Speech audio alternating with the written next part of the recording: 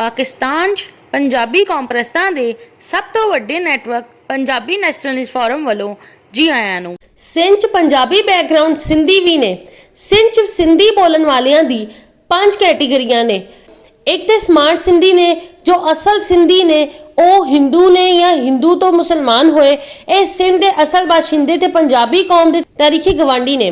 दूसरे अरबी बैकग्राउंड सिंधी अब्बासी अंसारी गिलानी जिलानी कुरैशी सद्दीकी वगैरह ने जिन्हां ने मुहम्मद बिन कासिम दे सिंध ते कब्जे तो बाद अरबां ते तुर्कां दे सिंध ते कब्जे दे दौरान मुख्तलिफ वक्तां च ईरान दे रस्ते सिंध आके आस्थाने ते मिज़ार बना के आबाद होण ते पीरी मुरीदी करन या हुकूमती मामलात दे विच वाबस्ता होना शुरू कीता ते नाले सिंध दी ज़मीन ते कब्जा भी कीता।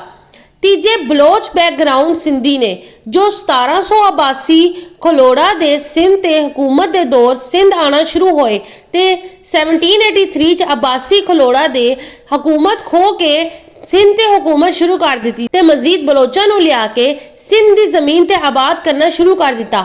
ਉਹ ਘਰਾਂ 'ਚ ਬਲੋਚੀ ਜਾਂ ਸਰਾਇਕੀ ਲੇਕਿਨ ਬਾਹਰ ਸਿਰਫ ਸਰਾਇਕੀ ਹੀ ਬੋਲਦੇ ਨੇ। ਜ਼ਿਆਦਾਤਰ ਆਪਣੇ ਨਾਮ ਦੇ ਨਾਲ ਵੀ ਬਲੋਚ ਜ਼ਰੂਰ ਲਿਖਦੇ ਨੇ। चौथे पंजाबी बैकग्राउंड सिंधी अराई जट राजपूत गुज्जर अवान शेख ने जो 1901 नारा कनाल ते 1932 च सखर बिराज ते तामीर दे वक्त जाके सिंध च आबाद होए ते गैर आबाद जमीनां नूं खरीद के आबाद किता। सिंध दी सकाफत रस्मो रिवाज इख्तियार कर लैण तो बाद सिंधी ही लगदे ने ते सिंधी जुबान भी बोलदे ने लेकिन घरां च या आपस च पंजाबी ही बोलदे ने।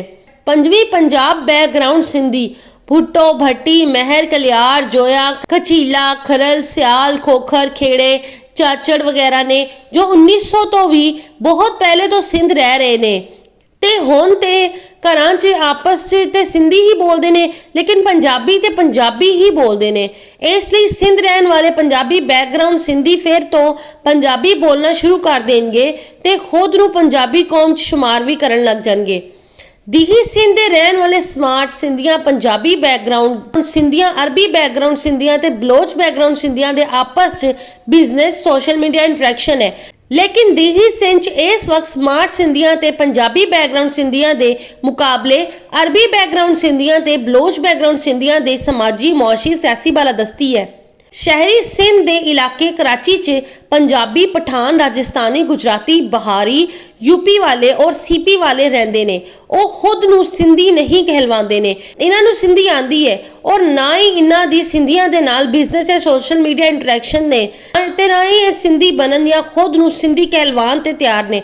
लेकिन शहरी सिंध इस वक्त पंजाबियां पठाना राजस्थानियां गुजरातियां बहारियां के मुकाबले च यूपी वाले ते सीपी वालियां दी समाजी मुआशी ते सियासी बालादस्ती है।